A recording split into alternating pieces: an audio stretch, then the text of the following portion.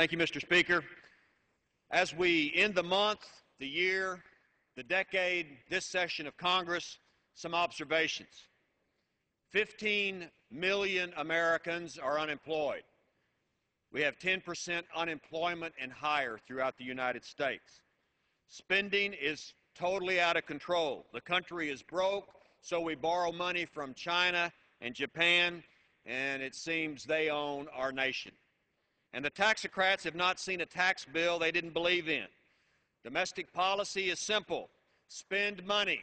Spend money we don't have, then borrow it, and then raise taxes on the American people. The government financial system is also simple. If it moves, tax it. If it keeps moving, regulate it. And if it stops moving, then subsidize it.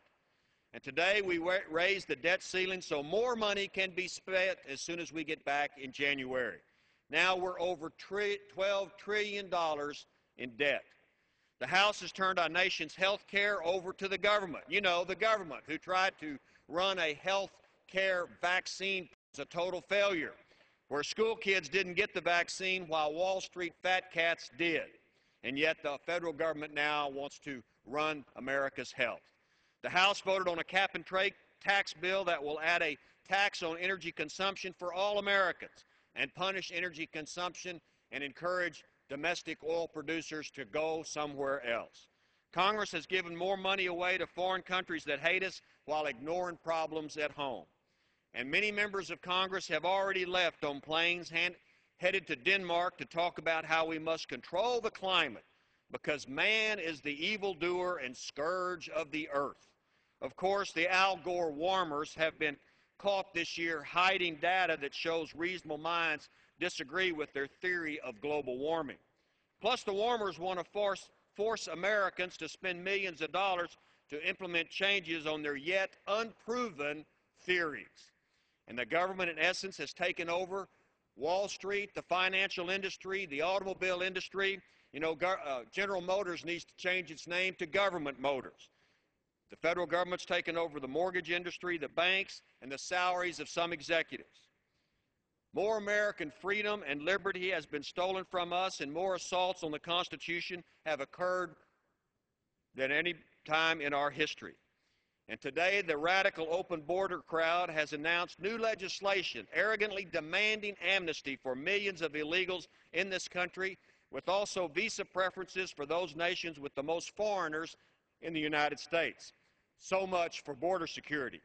And we have a new military strategy that's implemented. It's called the Surge and Retreat Plan.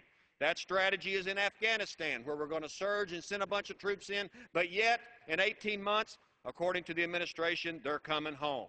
No strategy like that's ever been used in military history before. And of course, Gitmo down there in Cuba, where we have house terrorists, it's getting a new zip code. We're moving it to the United States and putting it in Illinois. And of course, the country has seen that we've prosecuted our Navy SEALs and given rights to terrorists. What an odd year it's been. It is the arrogance of power that says government is the answer to everything.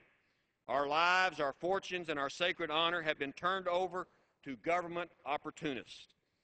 Reagan said that government is the problem, not the answer, and I agree with him. But, Mr. Speaker, not at all is gloom, doom, and despair. There is great hope. The American people are not fooled.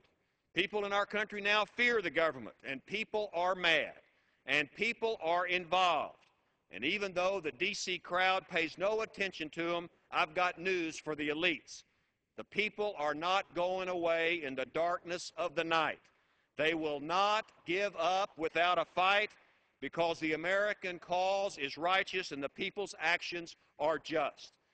Government should not underestimate the American soul and the American spirit. They are a force to be reckoned with. And, Mr. Speaker, the people want their country back, and they will get it back. After all, the Constitution says, we the people, not we the subjects. And that's just the way it is. I yield back.